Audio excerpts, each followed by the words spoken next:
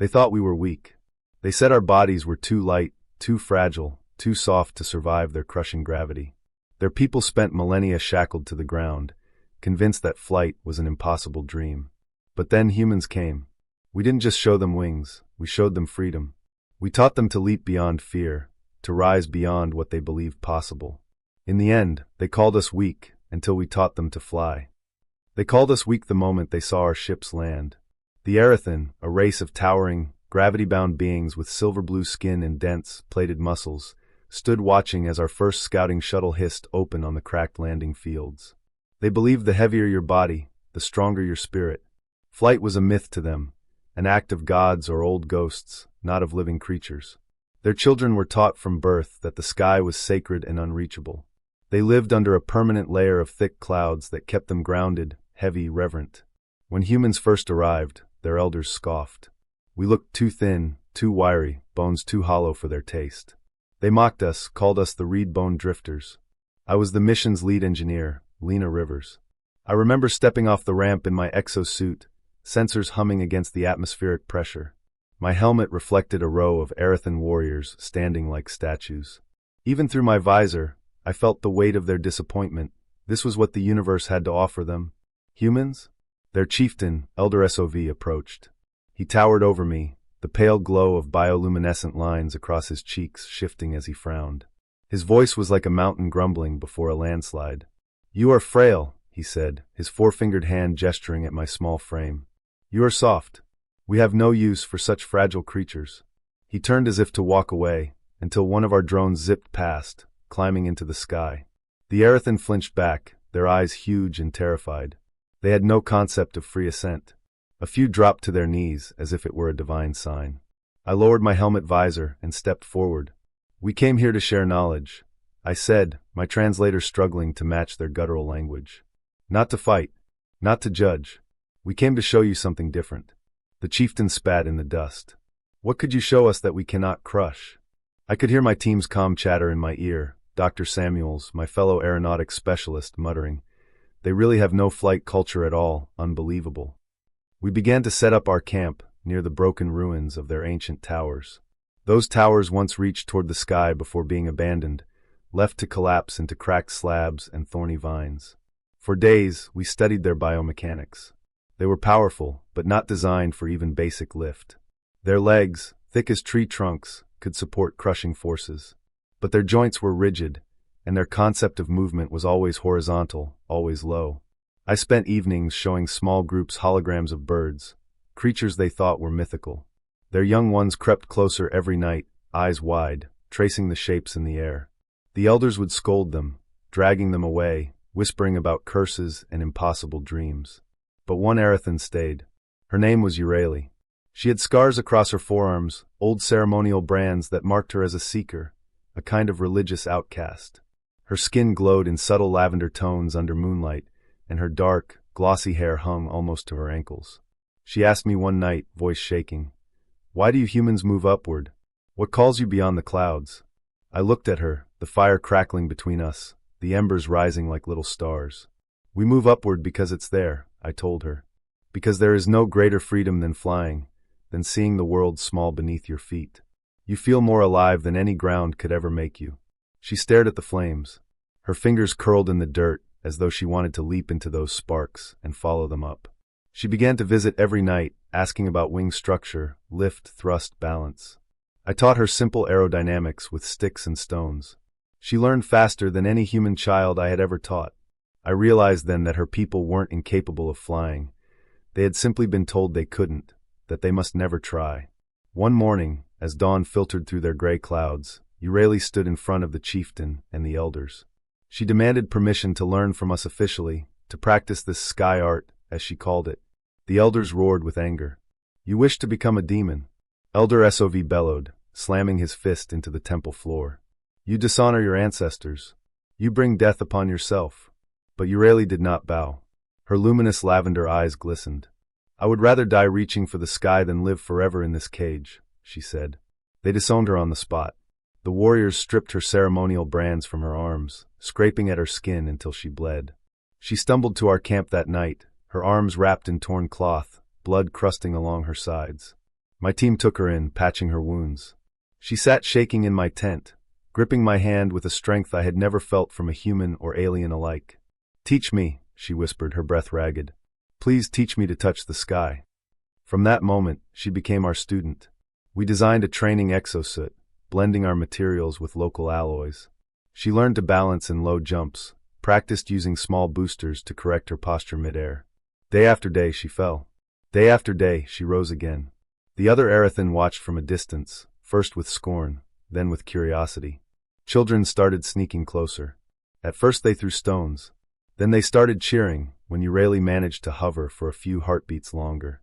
One dusk, she managed to leap off a high plateau, engage her small lift engines, and glide down safely. She landed on her knees, laughing and crying at the same time. I rushed to her side, breathless.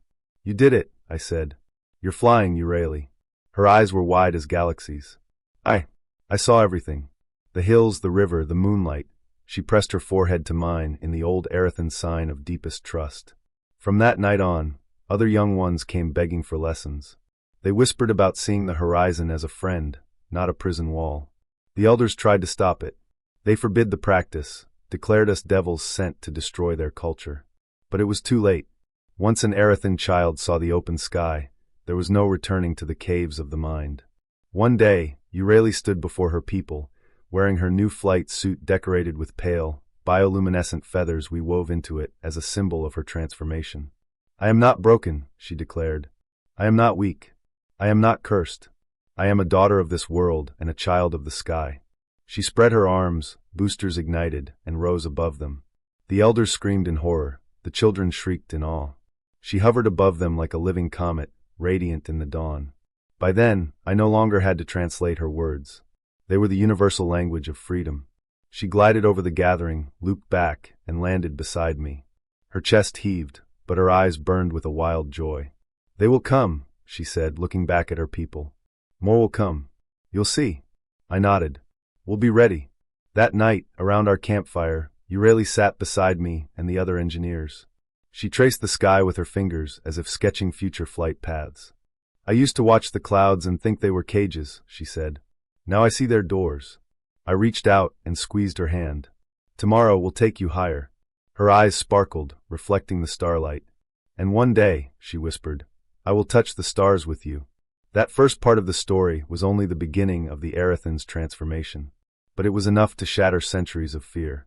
Enough to prove that humans, the so-called weak, soft, drifting species, were the ones who taught them to rise. And the sky, once empty and forbidden, was finally filled with the beating hearts of a people reborn. When the first pale light of dawn spread across the hills, Urali stood atop the highest plateau in her new flight suit. Her silhouette looked impossibly slender against the sky, the faint blue glow of her bioluminescent markings shimmering like early stars. Below, hundreds of Erethan gathered, crowding the valley floor in restless silence. Children clutched their mothers' thick, plated arms. Warriors shifted uncomfortably, their heavy weapons forgotten for the moment. Even the elders, robed in their ceremonial bone armor, stood rigid, their faces pale and drawn. I stood beside Urali, helmet off, breathing in the crisp morning air. My team waited nearby, the final adjustments to her stabilizers and control bands completed during the long, sleepless night. Urali glanced down at me, her dark hair whipped into the wind like a banner. "They're afraid," she whispered. I nodded. "They're afraid of what they can become." She looked away for a moment, gazing into the heavy clouds rolling above. Then she stepped forward, arms spread. The small auxiliary jets on her back hummed to life, a soft, purring sound that filled the silent valley like a heartbeat. One of the elders raised a trembling arm. "Stop! Urali! You will damn us all." But she didn't stop. She jumped. For a split second, she dropped like a stone, and then the lift thrusters flared, her wings unfolded, and she rose in a graceful arc. The entire valley let out a collective gasp. Even the most hardened warrior dropped his spear and gaped. Urali soared higher, weaving between rock spires and catching drafts like an ocean bird. She wasn't just flying, she was dancing with the sky. Her laughter echoed down in musical peals, pure and uncontained, rolling across the hills. I watched her with tears slipping down my cheeks. My team hooped and cheered, some hugging each other, some just staring in silent awe. Slowly, as she circled overhead, more young Erethan began to creep forward, drawn as if by some invisible tide. They didn't cower now. They watched her, hungry-eyed. Euryale finally descended, landing lightly on the plateau beside me. She was panting, sweat shining across her glowing markings, but her eyes were brighter than the sunrise. "They see it now," she gasped, her voice hoarse. "They see we can become more." I reached to steady her. "You did that." You opened the door. Below us, a young boy suddenly tore off the heavy breastplate from his ceremonial garb. Another dropped his rigid metal helm. Then, in a wild, almost feverish rush, dozens of children and adolescents began climbing the plateau toward us. I turned to my team. "Get the training rigs ready. Bring the lightweight frames, every single one." Samuel sprinted toward the equipment crates, his eyes wide. "They're going to riot for wings before lunch." By the time Euryale recovered, a line of Erethan youth snaked up the slope. Some stood trembling in excitement, others wept openly. When Euryale stepped forward, a hush fell. She lifted her arms, pale feathers on her sleeves stirring in the breeze. "You were taught to kneel to the ground," she called, her voice ragged but unwavering. "But now you will kneel only to the stars." A shocked murmur swept through them. One small girl, barely up to Euryale's waist, lifted her hand timidly. "Will I fall?" she asked, her voice high and thin. Euryale knelt, cupping the girl's cheek. "Yes," she said softly. "You will fall many times. But each time you rise again, you become more. That is the sky's promise." The girl's eyes brightened, and she nodded, pressing her small palm against Euryale's hand. That single moment was the spark. Over the next weeks, my team worked day and night, building rudimentary gliders and stabilizer vests from scrap alloy and local materials. The Erethan youth lined up in droves, ignoring threats from elders and warriors alike. The first flights were clumsy. There were crashes, bruises, tears. But each fall was met with laughter and determination rather than shame. Every morning, Euryale led warm-up drills, soaring overhead to show the new techniques. Every evening, they gathered around our fires, recounting their short flights like legends, eyes shimmering with new wonder. The older generation fought to stop them. They confiscated rigs, broke stabilizers, threatened exiles. But it didn't matter. Even warriors began sneaking into the workshops at night, shyly asking for fittings and small lessons. One night, Elder SOV himself approached our plateau. His massive frame blocked the moonlight, his breathing deep and slow. We all tensed. Euryale stepped forward alone. "What do you want, old one?" she asked, no longer cowering. He looked at her, his expression weary rather than angry now. After a long pause, he spoke, voice soft. "I once dreamed of the clouds," he confessed. "When I was a child. But my mother crushed it out of me." Euryale studied him, her lavender eyes searching his scarred face. She extended her hand. "You don't have to stay earthbound forever," she said. "You can still learn. You can still rise." The elder stared at her palm. Slowly, achingly slowly, he reached out and clasped it. That night, he tried a small jump in a basic stabilizer rig. He crashed, tumbled, and emerged covered in mud, roaring in laughter like a child. The valley echoed with it. The change spread like wildfire. Within months, flight schools blossomed. We converted ancient stone towers into training spires. Even the old ceremonial halls were transformed into hangar workshops, bright with sparks and young laughter. The Erethan no longer called humans weak. Instead, they began to say, "Humans brought the sky to us. Humans taught us to rise." On the first festival of skybirth, the entire valley gathered as hundreds of Erethan soared overhead in formation, wings gleaming under the morning sun. The children wove colored smoke into shapes of soaring birds and leaping flames, while elders stood below, tears running down weathered faces. Euryale led the final dance that day, a wide arc across the valley before she shot straight upward, disappearing into the clouds. The entire crowd erupted, chanting her name, chanting the word she had given them, freedom. When she finally descended, she landed beside me, her knees weak, but her spirit towering. She pressed her forehead to mine once more. "We are not earthbound anymore," she whispered. "Because of you. Because of humans." I hugged her tightly, feeling her heart hammer against mine. "We just gave you the wings," I said softly. "You chose to fly." She smiled, her lavender glow bright as starlight. "Then come with me," she said, extending her hand. "Let's see how high we can go together." I took her hand without hesitation. Around us, hundreds of Erethan rose into the sky, their laughter and cheers echoing like an endless chorus. As we stepped onto the launch platform together, I felt the ground fall away beneath my feet and realized that we had done more than teach them to fly. We had changed their souls, and they in turn had changed ours. From that day forward, they called humans not the weak, but the bringers of sky, those who gave them the stars and the freedom they had only ever dared to dream about.